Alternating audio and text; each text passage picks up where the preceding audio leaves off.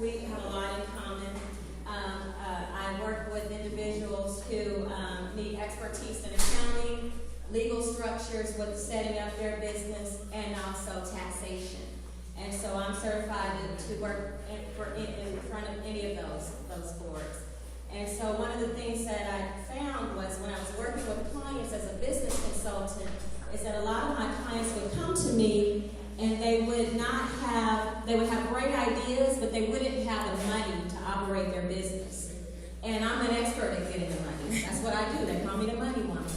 And so I said, let's start thinking about how we can bring the same information into our communities. And so I started doing small business seminars where I would educate business owners on how to set up their business properly, because most of us don't have the proper setup from the start. And then making sure that all of their paperwork was in order in terms of their tax documentation. Have you been filing taxes either as an individual or as an LLC? So many of us don't realize that it's in our best interest to file taxes as a small business owner, especially if you have a working partner in the house who has taxable income, because your business lost but what people tell you is that you can only show a loss on your business for 3 out of 5 years. That's incorrect. As long as you are actively trying to create a profit in that business, you can show that loss. You can show that loss. So we need to start filing these taxes. But one of the things that we have to do, we need to make sure that everything is set up properly in order so that when you go before the SBA, you're eligible for the money. I have given you a handout that shows who's all eligible, including franchises. If you're interested in starting a McDonald's and you don't have the money to start that McDonald's, the SBA will loan you the money. I don't want to overburden you with a lot of information at this time. I want to take some questions. But if you have any specific questions, you can always call me. One of the things that I want to encourage you guys to do is to while you're employed with other people, is to look into starting and stepping out in your own businesses, doing things like this. I have encouraged my daughter since she was a little girl to start her own business. I think the first thing she started was a pet sitting company when she was like 9 years old. A neighbor's bird was in our house. And I said, what? A neighbor's bird in our house. I'm training the bird. She said, I'm charging $20 to train the bird. Like, okay. But, you have to encourage them young, because at the same time, she's going to school for mechanical engineering at the #1 school in the nation for engineers. She goes to Embry-Riddle, full scholarship. But I don't want her working for somebody else. I want her to take the information that she gets from them, go in and work in the field for a while, get that knowledge, get that experience, and then you go and innovate and create and build your own stuff and start your own business. And so that's what I think that we all need to be encouraging ourselves to do, because I'm going to tell you, in this country, you will never get rich working for someone else.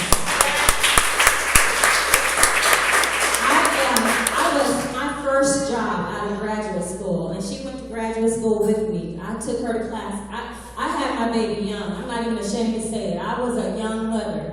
I took her to college with me. I took her to grad school with me. We went everywhere to go together. She's with me today. If she's at home, she's with me or she's with her dad. I don't have my daughter out nowhere else. She's the examples that she gets.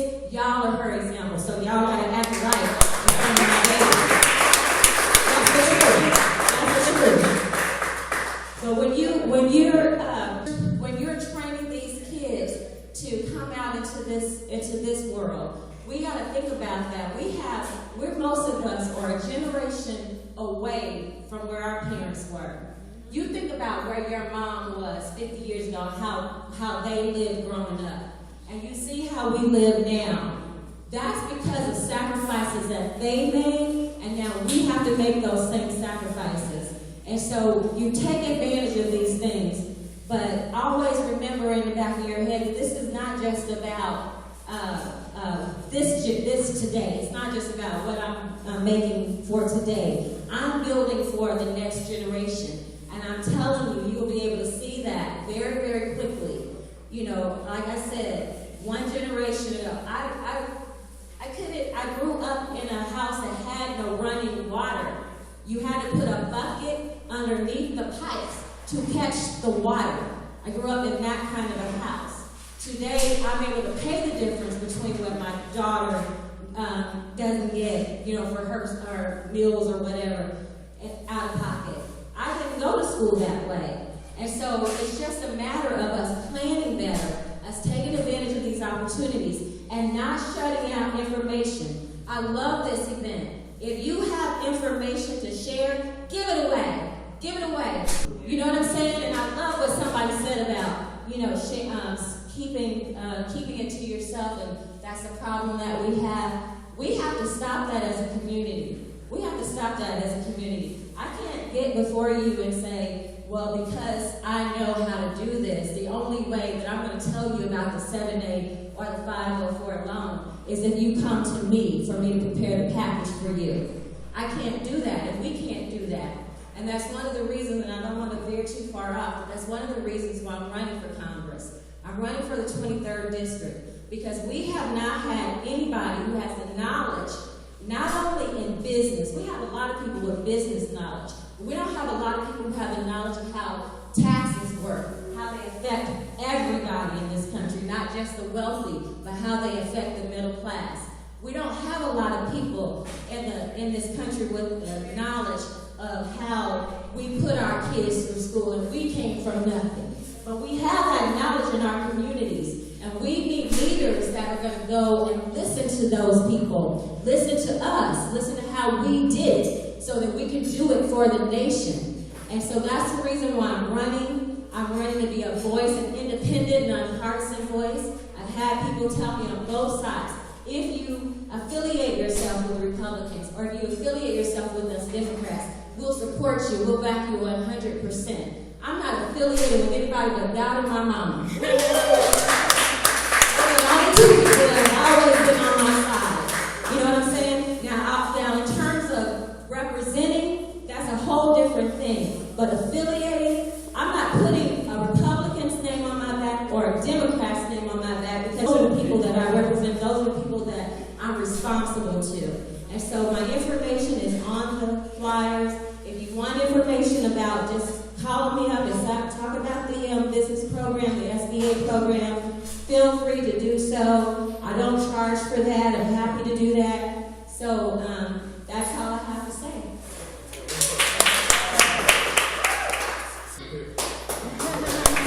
And just so the question that you said is not a grant, I want to make something clear to you all. Unless you're here for the public good, or your business is organized for the public good, none of you are eligible for a grant. Your companies are not charities. They are set up for a profit. And so you want to make sure that anybody that comes to you and says, oh, I can help you get a government grant for your business, that is a lie. They're trying to take their money, okay? So that is one thing that you always want to look out for. The only time the government will give a grant is if your business is set up for research or something that it needs for the public good. So, any other questions? You guys have church groups, if you have kids that are that you're trying to inspire to do some things in business. I work with kids all the time in setting up business clubs. I'm available. I'm a public servant. That is what I'm running to be. I'm not here to profit off of you all. I'm not here to take. I'm here to give. And so if there's a phone call you want me to make, if there's a presentation you want me to give, I'm happy to do that. I would never discuss. I don't think I've even mentioned the price or anything like that with anybody. So always, look for those resources within the community that are doing that are out there for the right reasons, because they're there. And if you're interested in getting more information about my campaign, my website is stephanieforcongress.com. It's STEPHANIE FOR Twitter is Steph4Congress, the number 4. The same thing on Facebook. It's Facebook Steph, the number 4 Congress. And if you guys can follow me, I'll follow you back. But we really just want to push what's going on. I don't have a lot of time to talk about. I will say one other thing real quickly. I'm trying to stress in this campaign is making sure that our children have adequate funding for college. I did not realize that full scholarship does not always mean full. Does not always mean full. And so if you have a child who is gifted and they got a full ride and their parents aren't able to pay the difference, then those children are being left out. They're not being able to go to school, or they're having to go to a school not as good as the ones that they were accepted into. And so one of the things that I'm going to do is a push to make the student loan program accessible to more people in higher income brackets, to increase that rate that they can borrow, but to also make it a refundable tax program so that if your child graduates within 5 years and is working and paying taxes, they can take a year off of that student loan bill, off of their taxes, just like we let them do off of that home mortgage payment. The only way that America is going to get back to where we were as far as going to be education. We have the tools to compete in this country with anybody in the world, but we're not educating poor children, especially because we know that now the 1%, they understand those poor children are competition for their kids, and their kids have to get a job now. You know, I didn't tell my child don't get a job. I told you could be poor again tomorrow. Everything that you have could be gone tomorrow. And it doesn't matter how much or how little each of us have. We have to think that way. And we have to stop thinking about, okay, this is what I'm going to get as a handout, and start thinking about this is what I'm going to do to prepare myself and my family to make sure that I don't have to depend on them. And the one thing, the single one thing that you can do to make sure that that occurs is get your education.